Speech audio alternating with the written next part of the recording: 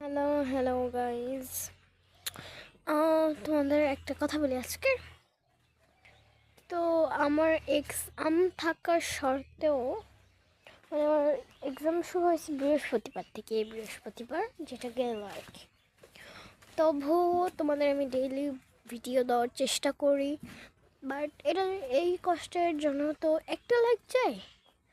আর যারা আমার চ্যানেলে নতুন অবশ্যই সাবস্ক্রাইব করে দেবে, প্লিজ প্লিজ প্লিজ, এটা একটা অনুরোধ রইল। সো অবশ্যই অবশ্যই অবশ্যই তোমরা আমাকে একটু ভালো করে সাপোর্ট করবা, কারণ দেখোই তো এখন আমার চ্যানেলটা অনেক ছোট। আস্তে আস্তে তোমাদের দোয়া ও ভালোবাসাই আশা করি আরও উপরে যাব। তো চলো আজকে ভিডিওটা শুরু করা যাক, এত কথা না বলে। চলো।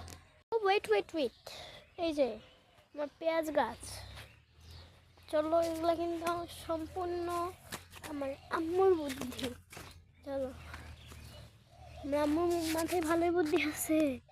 এই যে গাছ,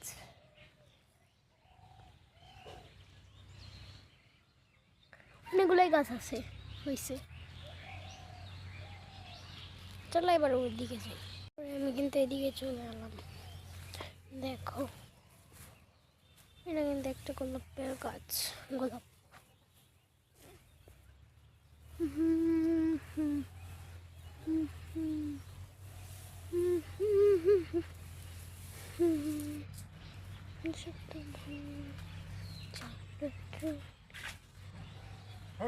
তারপরে একটা নতুন ফুল দেখাই, নতুন একটা ফুল দেখাবো তোমাদের। আসো, তোমরা কে কে চিনতে পারো? এই যে এই ফুলটা তোমরা কে কে চেনো কমেন্ট বক্সে বলবা। আর এই ফুলটিকে তোমাদের এলাকায় কে কী নামে চিনো? আমাদের এলাকায় তো ম্যাক ফুল নামে চিনি, অনেকে বলে বানু জবা, বানু জবাও বলে। আমার অনেকেই বলে সূর্য, সূর্য জবা, মানে দেখতে একদম জবা ফুলের মতনই।